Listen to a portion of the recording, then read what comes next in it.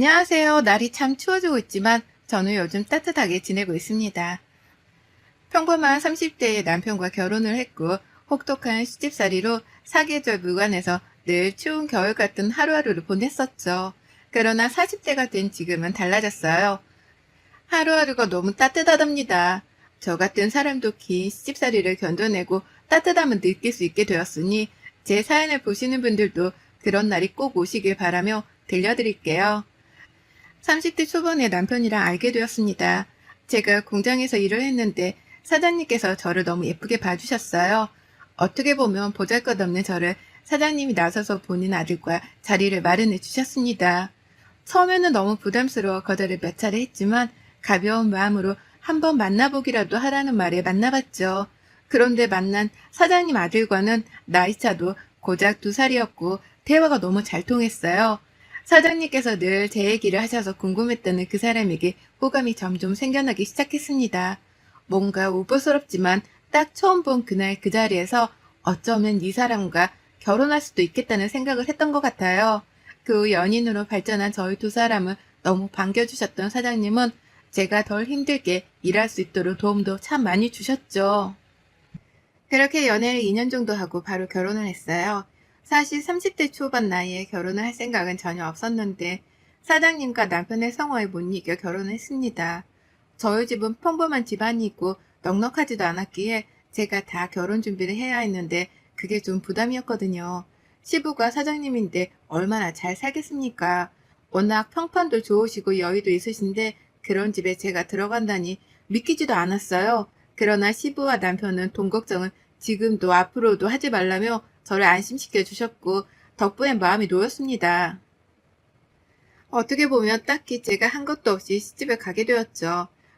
사실 결혼 전에 고민이 있던 건 시부와 남편은 너무 좋지만 시부는 그렇지 않았다는 거였어요. 본인 아들이 너무 아깝고 손해보는 결혼이라며 대놓고 말씀하셨죠. 혜민이 너는 전생에 뭐를 했길래 우리 집안에 시집을 타오니? 참, 네 팔자 펴서 아주 좋겠다. 솔직히 외아들은 우리 혁준이가 너 같은 애랑 결혼한다기에 내가 뒷목 잡고 쓰러질 뻔했어. 제가 많이 부족하죠. 노력할게요, 어머님. 노력하면 다반사 오케이야? 세상이 그렇게 호락호락한 줄 아니? 너 참 팔자 좋은 소리 한다. 세상은 그렇게 호락호락하지 않단다. 혁준이 아빠가 너를 며느리로 꼭 봐야 한다고 난리치지만 않았어도 넌 우리 집에 팔도 못 들였어. 알아? 그렇죠. 앞으로 너 하는 거 지켜볼 거야. 누가 봐도 믿지는 장사를 우리 가족이 했으니 넌 잘해야겠지. 어? 나를 화나게 하는 일은 없었으면 좋겠다. 용서할 수 없을 것 같으니까. 알아들어? 네, 알겠습니다, 어머님. 시몬은 대놓고 면박을 주는 게 한두 번도 아니었고 저를 보자마자 인상을 찌푸리는 특유의 표정도 참 많이 보여주셨어요. 그거 볼 때면 마음이 참 씁쓸했지만 적극 참았습니다. 남편이 너무 좋았거든요. 이런 사람과 내가 결혼하다니 싶었습니다. 꼭 금전적인 부분이 아니고 정말 사람 자체가 좋았어요. 거기다 시부는 얼마나 좋은 사람인 줄 제가 잘 아니까 놓치고 싶지 않았던 결혼이었습니다. 결혼 후 시댁 근처에 살았는데 참 힘들었어요. 제가 결혼하고 나서 시부와 남편은 일을 그만두라고 하셨고 한순간에 주부와 백수가 된 저는 시모의 수행비서처럼 온종일을 함께 해야 했죠. 세아가 너 이제 공장에서 힘들게 일하지 말고 집에서 편하게 쉬어라. 계속 그렇게 힘들게 일하면 너 몸 망가져서 못 써. 지금껏 충분히 일했으니 이제 집에서 편하게 있으면서 아기 낳을 준비해라. 이세 부담 주는 건 아니니까 부담 갖지 말고. 아버님 아니에요. 저 아직 젊은데 일하고 싶어요. 아니다. 이 집에 멀쩡한 사내가 있는데 뭐하러 세아가 너까지 돈을 벌어. 충분하니까 편히 쉬어. 그동안 힘들게 산 세월 보상받는다고 생각하고 편하게 생각해라. 그래, 아버지 말 들어. 시아버지가 사장이고 돈 잘 버는 남편이 있는데 왜 당신이 나가서 고생하고 그래. 시부와 남편은 마치 저를 보호해주는 울타리 같은 존재였어요. 어떤 상황이든 늘 저를 먼저 생각해줬고 배려해줬습니다. 그러나 시모는 이런 모습도 마음에 들어하지 않았어요. 너 지금 시간이 몇인데 아직도 자는 거야? 네? 아니에요, 어머님. 저 일어나 있어요. 너 앞으로 일어나면 바로 전화해. 알겠어? 나 옛날에는 시댁 가서 안부 인사를 매일 해야 했어. 이 정도면 많이 봐준 줄 알아. 알겠어? 그리고 오늘부터 집으로 와서 음식도 배우고 살림도 배워라. 알려줄 때 감사하게 여기고. 아, 네, 어머님 지금 갈까요? 그럼 언제 올 건데? 하나부터 열까지 내가 다 말해줘야 하니. 어련히 알아서 눈치껏 좀 행동해. 당장 와! 시모는 이날을 시작으로 남편이 퇴근해서 올 때까지 저를 시댁에 가둬두고 이것저것 부려먹고 일을 시켰어요. 심지어 시댁에서 일하시던 이모님도 휴가를 줘버렸더라고요. 그 큰 집을 저 혼자 쓰고 닦고 청소를 하는데 참 너무하다 싶었습니다. 그 좋은 청소를 두고 바닥을 직접 빗자루로 쓰라고 하질 않나. 걸레질 역시 손걸레로 엎드려서 싹싹 다 닦으라고 했죠. 그 덕분에 무릎은 늘 멍이 들어 있었고 어느 날부터인가 무릎이 너무 아프더라고요. 손목 아픈 건 말도 못했고요. 차라리 공장에서 일할 때가 편했지 싶을 정도로 저를 괴롭혔습니다. 심지어 음식을 할 때는 다시! 다시! 를 외치며 먹던 걸 뱉어버리고 했어요. 바닥에 퇴하고 뱉었죠. 다시 해! 이걸 지금 먹으라고 만들었어? 뱉은 거 빨리 치우고. 대체 너는 할 줄 아는 게 뭐가 있니? 하긴 할 줄 아는 거 하나 없으니 공장에서 일이나 했겠지. 네 수준은 참 못 봐주겠다. 어디서 이런 애를 데려와서 결혼한다고 난린 거야? 내 아들이지만 눈이 삐었나? 아유. 어머님, 제가 다시 해볼게요. 그래, 다시 하라고 했잖아. 왜 똑같은 말을 반복하게 만드니? 너 참 이상하다. 답답해 죽겠네, 정말. 아유, 내 팔자야. 참, 너 혹시나 해서 말하는 건데 우리 집에 시집 왔다고 해서 우리 집 재산 탐내거나 그러지 말아라. 한마디로 꿈 깨라고. 알아들어? 네, 탐낸 적 없어요. 웃기고 있네. 내가 네 시커먼 속을 모를까? 시몬은 그냥 괴롭힐 수 있는 거 모조리 시키면서 저를 괴롭혔습니다. 심지어 한 번은 백화점에서 머리를 맞은 적도 있었죠. 이날은 본인이 쇼핑을 할 거니 따라와서 짐꾼 역할을 하라고 했어요. 거부할 수도 없던 게 제가 거부를 하거나 말대답을 하면 1시간이면 끝날 게 하루 이틀이 넘어가니까 차라리 참고 말자 싶었습니다. 결국 백화점에 함께 가서 옆에서 짐을 들고 조용히 따라다녔죠. 그런데 시모가 계산을 하다 카드를 떨어뜨렸는데 그 순간 제가 잡겠다는 게 오히려 그 카드를 쳐서 시모 얼굴을 맞춘 겁니다. 순간 시겁했고 당장 사과를 했으나 그 자리에서 머리를 맞았네요. 어머니 괜찮으세요? 아우 죄송해요. 잡으려다가. 이런 미친 망할 것이 뭐하는 짓이야? 어? 너 미쳤어? 일부러 그랬지? 그냥 주먹으로 쳐버리지 그러냐? 어? 뭐 이런 게 다 있어 진짜? 아니요 어머님 그런 게 아니에요. 에이씨 너 때문에 기분 잡쳤으니까 집에 가게 운전이나 해. 망할 것이 이 엠뱅알. 아 혹시 이거 구매는 안 하실 건가요 사모님? 연병할 것들이 쌍으로 눈치코치가 없네. 너 같으면 내가 지금 그걸 사고 싶겠니? 어? 너도 머리통 쳐맞고 싶어? 아니에요. 죄송합니다. 죄송해요, 사모님. 죄송한 거 알면 앞으로 내 눈에 보이지 마. 알아들어? 시몬은 유명했어요. 인성 쓰레기로 말이죠. 오죽하면 옆에 있는 저를 보는 눈들이 다 동정한 눈빛이었고 어딜 가면 시몬 몰래 제게 뭐 하나라도 챙겨주려고 늘 했습니다. 반대로 시부는 정말 평판이 좋으셨고 시몬처럼 무례한 사람을 절대 가만두지 않았어요. 그러다 보니 시부 앞에서 시몬은 타인에게 친절한 척 연기를 했습니다.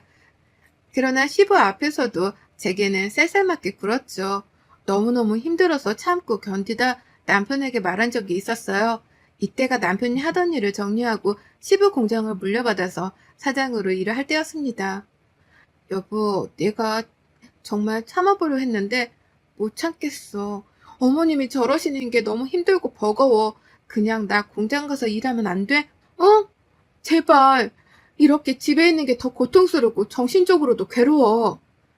내가 사장인데 당신이 거기서 직원을 일하면 체면이 안 서지. 힘든 건 알고 이해하는데 조금만 참아봐. 이런저런 핑계로 이사를 가던가 해보자. 정말이야? 이사 갈 거야? 제발 여보 하루빨리 가자. 어? 그래 알겠어. 그렇게 힘들면 얘를 갖자. 당신이 임신하면 엄마도 솔직히 아무것도 못 시키지 않겠어? 이런 마음으로 아이를 갖는 건 아이한테도 못할 짓이야. 그건 아니라고 생각해. 당신 편하라고 말해본 거야. 뭐 방법은 생각할수록 많아질 테니까 한번 생각을 해보자. 그래 알겠어. 고마워 여보. 남편은 사장이 되면서 일이 많아진 건지 늦게 귀가하곤 했습니다. 그런 남편을 보며 저는 너무 열심히 해주는 것 같아서 다행이고 고마웠어요. 그런데 시부에게 연락 한 통을 받았죠. 세아가 나다. 다름이 아니고 요즘 혁준이 집에 언제 들어오니? 네? 일이 많아서 거의 새벽에 오고 있어요. 새벽? 새벽에 온다는 말이야? 매일? 네. 일이 많고 바쁘다고 하더라고요. 빨리 와야 2시 있고 4시 사이쯤 오는 것 같아요. 그래, 알겠다. 잘 지내고 있지? 바로 옆에 사는데 우리만 얼굴을 제대로 못 보는 것 같네. 그러니까 말이에요. 그래, 조만간 주말에 저녁이라도 함께 하자. 뜬금없는 시부의 물음이 조금 이상했지만 대수롭지 않게 여겼습니다. 남편의 귀가 시간이 점점 더 늦기 시작했고 아예 외박까지 하고는 이른 오전에 제게 옷과 속옷을 가져다 주라고 연락을 하기도 했어요. 여보, 나 깜빡 잠들었는데 속옷이랑 옷 좀 가져다 줄래? 똑같은 걸 입고 근무하기가 조금 그래서 오늘 중요한 미팅도 있고. 알겠어요. 지금 갈게. 전 남편이 너무 열심히 일하는 줄 알았는데 공장에 들린 김에 오랜만에 함께 일하던 동료들을 만나서 점심을 먹으며 들은 얘기로 생각이 달라졌어요. 이야, 우리 혜민이 얼굴 핀 것 봐. 역시 돈이 최고지? 그런 부잣집에 시집가면 삶이 어때? 세상 공기가 달라? 무슨 소리야. 안 그래. 난 오히려 여기서 다 같이 일할 때가 더 좋았어. 웃기지? 에? 이게 무슨 배 아픈 소리야. 너 어디 가서 그렇게 말하지 마. 욕 먹는다? 그나저나 요즘 공장이 많이 바빠? 새벽까지 있어야 할 정도로? 누가 새벽까지 있어? 전혀 아닌데? 내가 이런 말을 해도 될지 모르겠지만 사장님, 그러니까 너희 남편 저대로 두면 안 될 것 같더라. 예전 사장님도 이 상황을 제대로 모르시는 것 같아서 걱정이야. 이러다 하루아침에 공장 문 닫고 백수되면 어쩌냐고 다들 걱정이거든. 왜? 무슨 일인데? 무슨 일은 일을 안 해, 일을. 미팅도 안 하고 맨날 놀러만 다니니까 솔직히 우리가 할 일도 없는 거야. 근무 시간인데 일거리가 없어서 손 놓고 있다니까. 그게 불편해서 거의 매일같이 공장 대청소나 하고 있어. 우리가 일이 바빠서 힘들었지 언제 이렇게 안 바쁜 적이 있냐고. 이게 다 사장님 일을 안 해서 그런 거지. 뭐야? 정말? 미팅도 많고 일 바쁜 줄 알았는데? 야, 전혀 아니야. 제대로 알아봐. 그리고 예전 사장님께도 말 좀 해봐. 이러다 진짜 공장 망할까봐 무섭다. 심지어 지금 2달째 급여도 제대로 못 받은 사람도 있대. 이거 심각한 문제잖아. 내가 여기에 10년 다니면서 단 한 번도 급여 문제로 걱정한 적 없는데 요즘은 무섭다니까? 이러다 퇴직금도 못 받을까봐 미리 땡겨받을까 싶어. 저는 동료의 말을 듣고 너무 충격을 받았어요. 그러나 남편에게는 티내지 않고 시부에게 말을 할 참이었죠. 하필 안 좋은 일은 같이 몰아서 온다고 시부에게 말을 하려고 시댁에 갔을 때는 분위기가 좋지 않았어요. 세아가 왔니? 네, 아버님. 그런데 2분 무슨 일 있으세요? 아유, 내가 못 살아. 이봐, 집안에 사람을 잘 들여야 한다고 했지? 저거 온 뒤로 잘 풀리던 일들도 안 풀리잖아. 멀쩡하던 당신이 어떻게 하루아침에 간암이냐고. 말도 안 돼. 네? 간암이요? 아버님이요? 아버님 병원 어디로 가신 거예요? 확실하대요? 아이고, 별거 아니니까 걱정 말아라. 내가 또 가진 게 돈밖에 없으니 최고 병원에 최고 의사한테 수술 받으면 금방 회복할 거야. 걱정 마. 웃기지 마. 당신 그렇게 여유 부릴 때 아니거든. 당장 입원하자. 1인씩 빼뒀다고 하니까 가자고 얼른. 세아가 너는 집에 있거라. 놀랄 거 없어. 울지 말고. 네가 왜 울어 울기는? 이게 다 너 때문에 벌어진 일인데, 네가 똑바로만 했어봐라. 우리 집에 이런 불행이 찾아왔겠어? 저 단계 들어온 뒤로 똑바로 흘러가는 일이 아주 하나도 없어. 제게 시부의 간암 소식은 정말 세상이 무너지는 기분이 들 정도로 절망적이었고 눈물이 앞을 가렸어요. 저는 남편에게 전화해서 당장 알렸으나 남편은 또 일핑계로 늦게 들어왔죠. 이것저것 평소에 좋아하시던 찬거리도 만들고 챙겨서 병원으로 갔습니다. 그런데 들으면 안 될 얘기를 들어버렸죠. 제가 딱 갔을 때 시무와 의사가 밖에서 대화 중이었는데 그걸 듣게 되었어요. 거두절미하고 딱 말해보세요. 그래서 저 사람 죽어요, 안 죽어요? 사모님, 생명에는 지장은 없으니 걱정 마세요. 수술 최선을 다해서 할 거고 저희 의료진들 다 실력 뛰어나니 믿으세요. 아니, 지금 그게 중요한 게 아니라 간암이 심각하다면서요. 왜 안 죽죠? 거참 신기하네. 너무 열과성을 다할 필요는 없어요. 쉬엄쉬엄 하자고 이럴 때 쉬는 거 아니겠어요? 아유, 저 인간은 명줄도 기네. 아우, 내 팔자야. 저는 진짜 충격을 받아서 말이 나오지 않았어요. 어떻게 병상에 누워있는 시부를 두고 저런 말을 하지 싶었죠. 그때 깨닫게 된 것 같아요. 시모와 시부의 관계는 결국 시모가 돈을 목적으로 유지되고 있었구나를 말이죠. 못 들은 척 한참 후 병실로 들어갔는데 환자복을 입고 수액을 맞고 있는 시부를 보니 가슴이 아팠습니다. 뭐야? 너 언제 왔어? 연락도 안 하고 오니? 여기가 무슨 네 친구네 집이야? 거참, 자꾸 왜 그렇게 새아같아 살살맞게 굴어? 당신도 자꾸 편들어주지 마. 편들어주니까 저 모자란 게 기고만장하지. 왔으면 할 거 하지. 왜 그러고 서 있어? 아버님 괜찮으세요? 이거 아버님이 맛있다고 하셨던 거 만들어서 조금씩만 싸왔어요. 식사 잘 나올 것 같아서요. 입맛 없으실 때 조금씩 꺼내서 드세요. 야, 여기가 1인시고 특식 먹을 건데 너 따위가 만든 반찬이 눈에 보이겠니? 어디서 음식물 쓰레기를 처리하고 있어? 그리고 수술하고 이러면 금식인데 약 올리냐? 생각이 없어? 아버님 그 간병인은 따로 두실 거예요? 어떻게 하시기로 하셨어요? 너 내 말 무시하냐 지금? 거참 그만 좀 하래도 세아가 간병이고 뭐고 아무것도 신경 쓰지 말고 집에 가 있어. 병원에 오래 있으면 안 좋다. 제가 할게요, 아버님. 간병 있으면 서로 불편하고 힘드니까 그냥 제가 하게 해주세요. 참나, 얘 하는 꼬라지 좀 보소. 너 지금 대놓고 무시하냐고, 나를. 네 시아버지 믿고 이러는 거야, 지금? 그리고 천문일령을 두고 왜 너를 쓰겠니? 저는 신모의 말을 끝까지 무시했어요. 사람 같지 않아서 더 이상 상대하고 싶지 않았습니다. 그리고 시부가 너무 안쓰러워 제가 직접 병간호를 하고 싶었고 고집을 부려 결국 하게 되었죠. 병간호라는 게 사실 힘들지만 그래도 저는 시부라면 할 수 있었어요.